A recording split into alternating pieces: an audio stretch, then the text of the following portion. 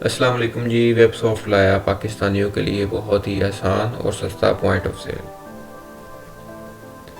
हमारा ये software basically किसी भी ब्राउज़र में चल सकता है। MySQL इसकी डेटाबेस है, PHP इसकी फ्रंट एंड लैंग्वेज है जो कि यूज़र इंटरफेस को कवर करती है।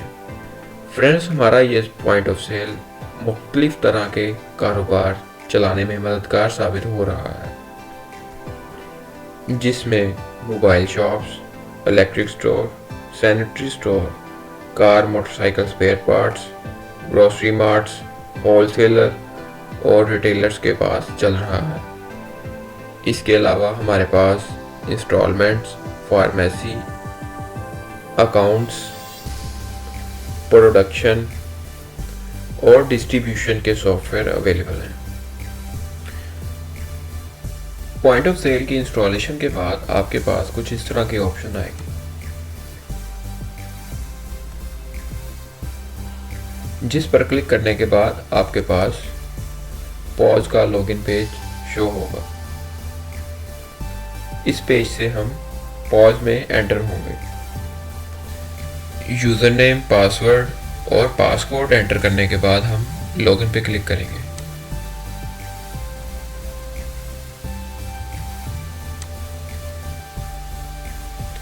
हमने इसे लॉगिन कर लिया है। अब आपके सामने इसका डैशबोर्ड है। डैशबोर्ड पर खूबसूरत से 6 बटन दिए गए हैं, जिसके 1 क्लिक से आप cell invoice, purchases, cell return, customers, bill payment और इन्वेंट्री में बआसानी जा सकते हैं।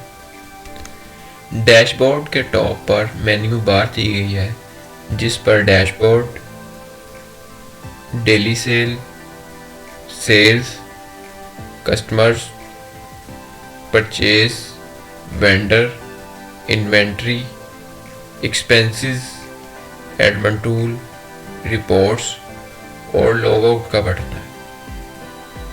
सेल्स के अंदर सेल्स के रेलिवेंट सारी चीज़ें डाली गई हैं, जैसा कि quotations, quotation list, invoice, invoice list, total sale, cell return और सेल रिपोर्ट वगैरह इसमें डाले गए हैं।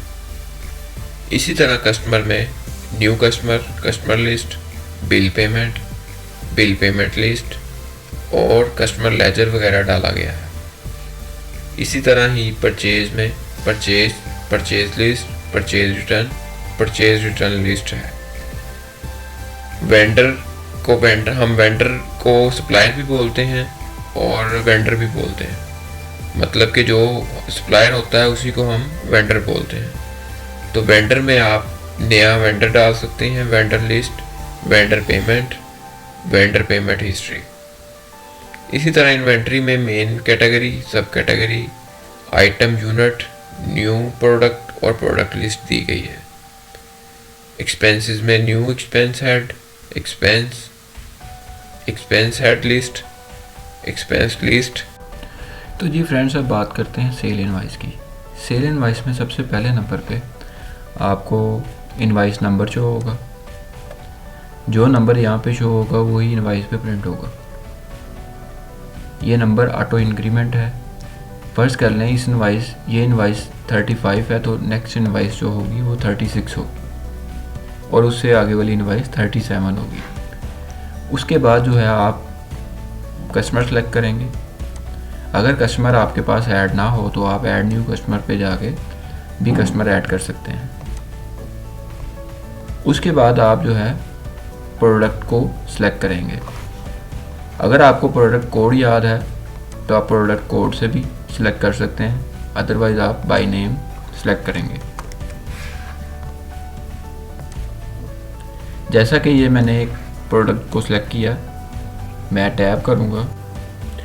सेल इनवाइस में प्रोडक्ट को सिलेक्ट करने के बाद पेज के ऊपर लास्ट रैकेट के नाम से उस प्रोडक्ट की छोटी सी मिनी रिपोर्ट शो होगी, जिसको देखकर आपको ये पता चल सकेगा कि ये प्रोडक्ट कितने में, कब और कितनी दफ़ा सेल की गई है। प्रोडक्ट सेलेक्ट करने के बाद टैब दबाने से वो स्टॉक वाले कॉलम में चला जाएगा। लेकिन स्टॉक वाले कॉलम में आप चेंज नहीं कर सकते। ये सिर्फ आपको वो फिगर डिस्प्ले होगी जो आपके स्टॉक में पड़ी होगी। इसके बाद आप इसकी क्वांटिटी को चेंज कर सकते हैं, इसकी क्वांटिटी चेंजेबल होगी। प्रोडक्ट की प्राइस को कम या ज़्यादा कर सकते हैं। आगे डिस्काउंट, अगर आपने कोई डिस्काउंट देना है तो डिस्काउंट दे सकते हैं, और आगे इसकी कॉस्ट प्राइस आ जाएगी और इसको आप एंटर करेंगे तो ये नीचे आ जाएगा। इसके बाद अगर आप कोई और प्रोडक्ट ऐड करेंगे, जितने भी प्रोडक्ट्स ऐड करते जाएंगे वो इसके नीचे आती जाएंगी, और नीचे यहाँ पे आपको ड्यू अमाउंट के नाम से आपको अमाउंट शो होगी जो कस्टमर ने आपको पे करनी है। कस्टमर को पूरी इनवाइस पे फर्ज कर लें कि आपने 15-20 प्रोडक्ट्स जो हैं वो डाल दिए हैं और आप पूरी इनवाइस पे कस्टमर को डिस्काउंट देना चाह रहे हैं, तो आपने यहाँ पे जाके डिस्काउंट देना है, या ये डिस्काउंट ओवरऑल इनवाइस पे कस्टमर को मिलेगा। उसके बाद आप इनवाइस में वैट ऐड कर सकते हैं। इसके अगर कस्टमर आपसे क्रेडिट पर चीज़ लेके जा रहा है तो इसको क्रेडिट सेलेक्ट कर लेंगे यहाँ पे, अदरवाइज़ आप इसको कैश रहने देंगे। नीचे कुछ सेटिंग्स हैं वो आप कर लेंगे। प्री बैलेंस जो वो पूछ रहा है कि आपने इनवाइस पे इसका प्री बैलेंस शो करवाना है कि नहीं करवाना, मतलब कि प्रीवियस बैलेंस आपने इसको इनवाइस पे शो करवाना है कि नहीं करवाना, क्योंकि कुछ कस्टमर्स होते हैं उनको शो करवाना होता है, कुछ को नहीं करवाना होता है। तो ये आप अपनी मर्ज़ी से इस ऑप्शन को इस्तेमाल कर सकते हैं। प्रिंट हेडर भी इसी तरह है। प्रिंट हेडर आपने इस जो आपकी कंपनी है, जो आपका मार्ट है या आपकी जो भी स्टोर है, आप उसका प्रिंट, उसका हेडर जो है, हेडर में उसका नाम शो होना चाहिए या नहीं होना चाहिए, इसको येस और नो करके इस ऑप्शन को इस्तेमाल कर सकते हैं।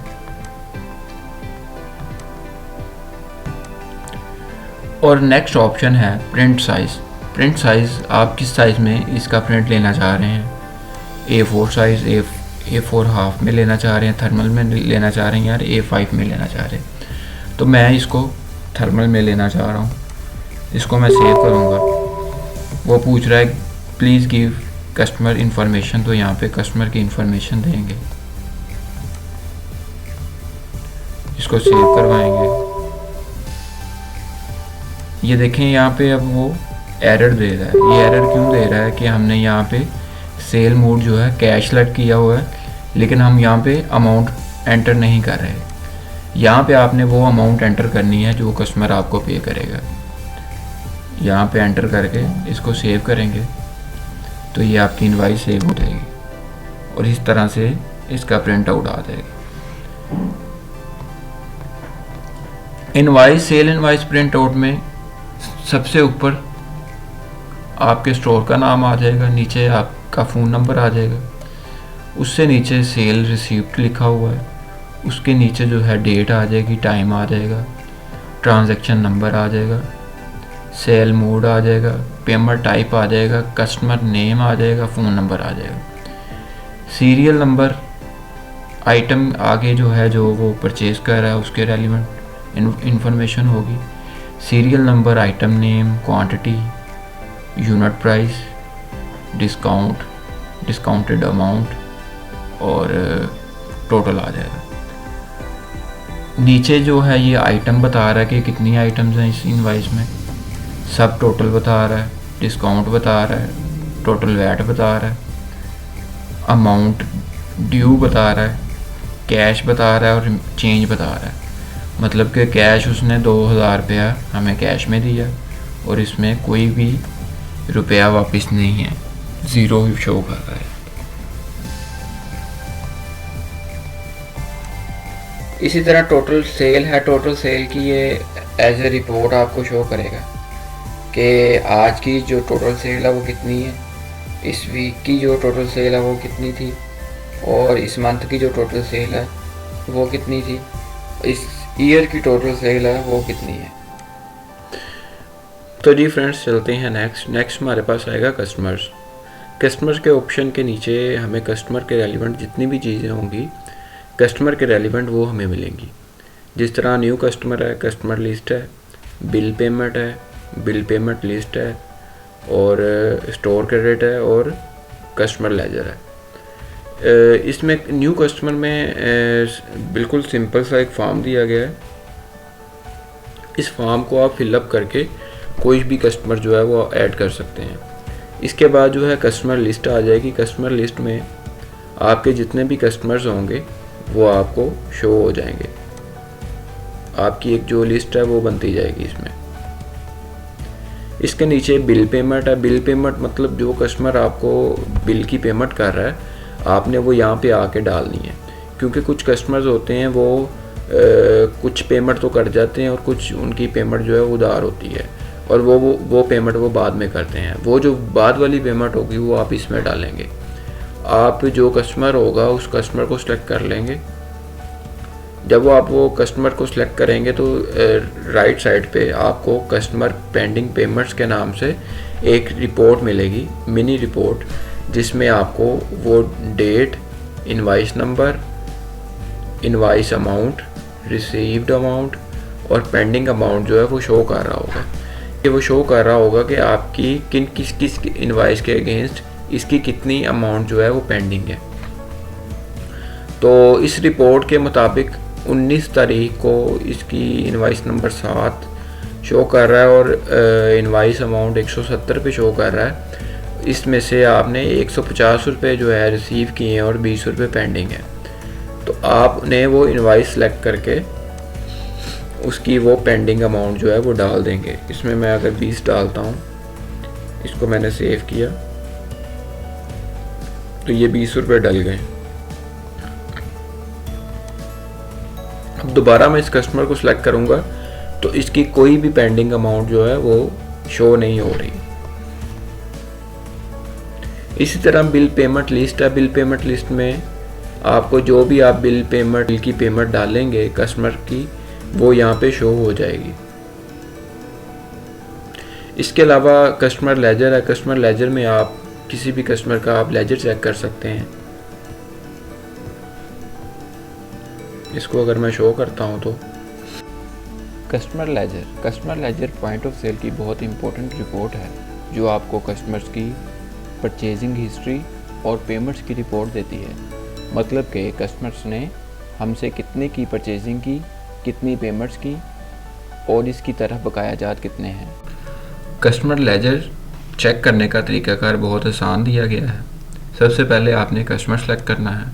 आपका जो भी कस्टमर होगा वो आपने उस पर क्लिक कर देना है। उसके बाद आपने फ्रॉम डेट सेलेक्ट कर लेनी है। उसके बाद टू डेट सेलेक्ट कर लेनी है और उसके बाद प्रिंट हेडर कि आपने इसका हेडर शो करवाना है या नहीं करवाना। अगर आपने करवाना है तो यस कर दें, अदरवाइज़ नो कर दें। और इसके बाद प्रिंट साइज़ जो है वो आपने A4 या A5 जो है वो सिलेक्ट कर लेना है और शो पे क्लिक कर देना। तो आपके सामने उसका लेजर आ जाएगा। लेजर में सबसे पहले फ्रॉम डेट आ रही होगी जो आपने सेलेक्ट की है, उसके बाद टू डेट आ रही होगी और कस्टमर का नेम आ रहा होगा। उसके बाद जो है serial number, date, transaction type, transaction number, description, debit, credit और बैलेंस। इसके नीचे जो है वो प्रीवियस बैलेंस उसका वो शो हो रहा होगा और उसके नीचे जो सीरियल नंबर है, डेट है, ट्रांजैक्शन टाइप है, ट्रांजैक्शन नंबर है, इसकी सब की डिटेल्स आ रही होंगी कि उस बंदे ने किस डेट को कौन सी चीज़ कितने में जो है वो परचेज़ की है और उसने पेमेंट्स कितनी की हैं। उसकी सारी डिटेल जो है वो आप यहाँ पे बासानी चेक कर सकते हैं। इसके बॉटम में आपको क्लोजिंग बैलेंस भी मिलेगा कि इसकी तरफ बकाया जात कितने हैं। उसके अलावा आप यहाँ पे ट्रांजैक्शन नंबर में जाके अगर आपने कोई भी इनवाइस चेक करनी है या उसका दोबारा प्रिंट लेना है तो आप इनवाइस पे जाके क्लिक करेंगे तो आप उसकी इनवाइस में चले जाएंगे। अगर आपने उसका दोबारा प्रिंट लेना है तो दोबारा प्रिंट ले सकते हैं। अगर आपने इसमें कुछ एडिट करना है तो इसको एडिट भी कर सकते हैं। का बटन दिया गया है।